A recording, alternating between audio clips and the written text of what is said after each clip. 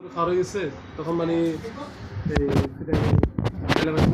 অর্থাৎ ওনার মূল সমস্যা উনি একসময় প্রস্রাব নিয়ে কষ্ট পাইছে, প্রস্রাব ঘন ঘন হইতো ওনার, ঠিক আছে তো? অর্থাৎ দিনের মধ্যে কয়েক প্রস্রাব হইতো তখন বেড়েছে 15-20 বার, 10-15 বার হইতো। আচ্ছা 10-15 বার, 15-20 এরকম আর কি হিসাবে বাইরে হইতো। আপনি এই প্রস্রাব চিকিৎসা করতে যাইয়া বিভিন্ন ডাক্তার দেখাইছেন, দেখানোর পর ফাইনাল লাস্টে সিজারিং ডাক্তার দেখাইছেন। ওই ডাক্তার নির্ণয় করে আপনার শরীরে চর্মরোগ আছে, অ্যালার্জি আছে, চর্মরোগ। এই চর্মরোগ থাকলে না আপনার প্রস্রাব ডিস্টার্ব, ঠিক আছে তো? ওই ডাক্তার আপনাকে চর্মরোগের চিকিৎসা দিচ্ছে, দেওয়ার পর আপনার প্রস্রাবটা নিয়ন্ত্রণে এসে প্রস্রাব অতিরিক্তটা কমে গেছে। কিন্তু এখন আপনার মাঝে এটা ডিস্টার্ব হয়, যদিও ভালো হয়েছেন কিন্তু ভালো হন নাই। এখন মানুষ ডিস্টার্ব করে, কোনো বেশি প্রস্রাব, কোনো কম প্রস্রাব, কোনো নিয়ম মধ্যে আছে। তো যাক, এটা গেল। এখন আপনার শরীরে ডাক্তাররা বলছে চর্মরোগ আছে। চর্মরোগের কোনো কিছু আছে আপনার শরীরে? কোনো বেশি প্রস্রাব চুলকানি দেওয়া দেখি না কিছু আছে? এই যে দেখেন, এই আজকে প্রায় 1 সপ্তাহ যাবত এটাই আছে শরীরের মধ্যে।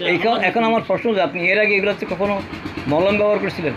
মলম এই ডাক্তাররা দিয়েছিল তখন ব্যবহার করছি। মলম কি অনেক ব্যবহার করছেন? না, অল্প ব্যবহার করছেন? অল্প ব্যবহার বলতে ওটা ডাক্তারের ফর্মুলা দিয়ে ব্যবহার করছি। বুঝছি, সেটা বলছি না। বলছি আপনি মলম কি অনেক টাইম ব্যবহার করছেন, লং টাইম ব্যবহার করছেন? না, তো কয়দিন ব্যবহার করছেন? একদিন ব্যবহার করে শেষ করছেন নাকি আরও বেশি ব্যবহার করছেন? চর্মরোগ যখন আরম্ভ হইতো চিকিৎসা করার পরে আর এটা ব্যবহার করছেন, তো মনে লং টাইম ব্যবহার করছেন, ঠিক আছে তো? তো কথা ভুল বলেন কেন? অর্থাৎ আপনি লং টাইম আপনি শরীরে আপনি মলম ব্যবহার করছেন, ঠিক আছে তো?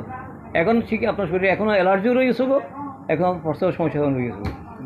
সোজা কথা, অ্যালার্জি না বললে আপনার প্রস্রাবের সমস্যা দূর হবে না। এবং তখন হয়তো আপনি আশাবাদী চিকিৎসা হতে পারেন যদি অ্যালার্জির ওনার শরীর থেকে বের করতে পারি। আমি কথা বুঝছেন?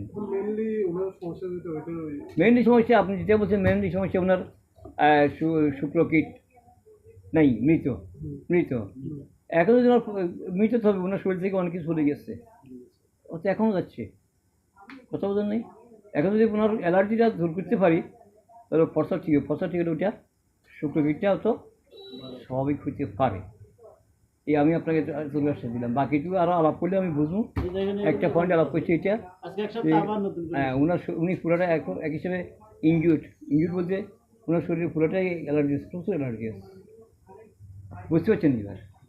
কারণ মানুষ তো হুজুর মানুষ, হুজুর মানুষের পর এইটা দোষ ওনার না। উনি রোগটা বলতে উনি চিকিৎসা করছেন, ঠিক আছে না?